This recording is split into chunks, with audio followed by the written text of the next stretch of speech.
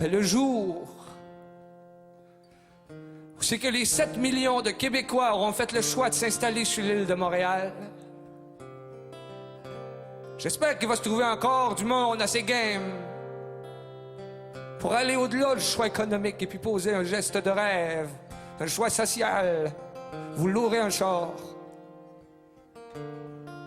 Prendrez l'autoroute 40 pour le métropolitain, roulez vers l'est. Sortez de l'île par le pont Charles de Gaulle. Roulez! Roulez jusqu'à la sortie 166, à Louisville. Puis vous prendrez vers le nord. Ce jour-là, ce sera peut-être des villages en ruine. Vous croiserez peut-être les vestiges de Saint-Léon-le-Grand où il y avait un orgue Casavant dans l'église. Vous croiserez peut-être des restants de Saint-Paulin de Masquinongé où il y avait le rang du bout du monde, celui de Ferron.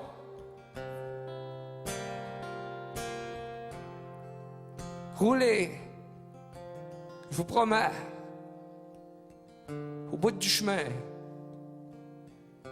il restera une poignée de monde à Saint-Élie-de-Caxton à veiller sur les dires, sur les parlures, à garder le fort et à le parler haut, à veiller sur les potins, les rumeurs qui seront devenues des légendes à ce jour, à veiller sur les superstitions, les croyances populaires, les dictons météorologiques, les recettes de cuisine de nos mères, puis les remèdes de nos grands-mères, à veiller sur les contes, à marier les plus belles princesses, puis les chansons, à dire en chœur les plus grandes réponses.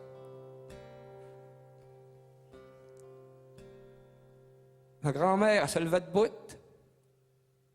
jusqu'à l'âge de 85 ans. J'avais 17 ans à ce moment-là. Elle était plus drette que moi. Elle s'approchait de la fenêtre du téléphone. Elle ouvrait la guillotine. Et elle garocha le livre au bout de ses bras. Je l'ai vu des dizaines de fois.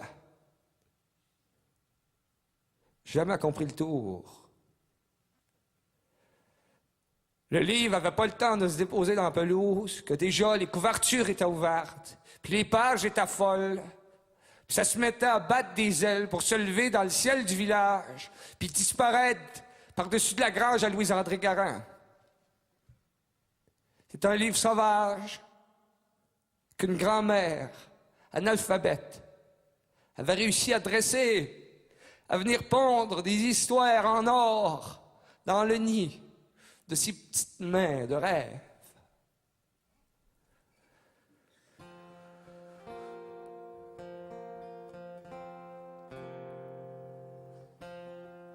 Moi je raconte des histoires que vous m'avez contées. Je les compte à ma manière, mais tout seul je peux pas les inventer. Car du fond de mon cœur, c'est vous qui parlez.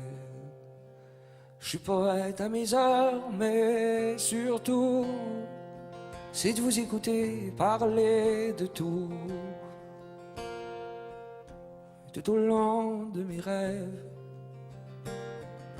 à chaque fois que je m'arrête à penser, on me parle à l'oreille du courage, de tout ce qu'il faudrait changer. Et de l'autre, j'entends qu'on préfère rester dans son coin. Si le jour, c'est le temps, c'est dans l'air, que c'est qu'on va chanter si on s'y laisse aller. C'est comme l'histoire des nuages,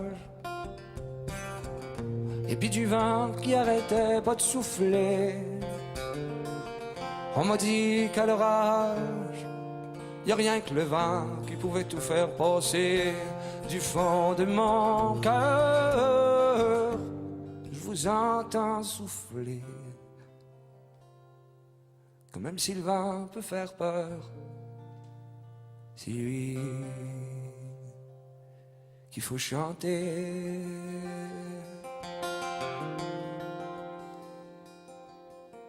Juste à vous dire qu'à Saint-Élie-de-Caxton, s'il y a bien des paroles qui s'envolent, c'est surtout que bien des grands-mères qui restent encore. Merci bien.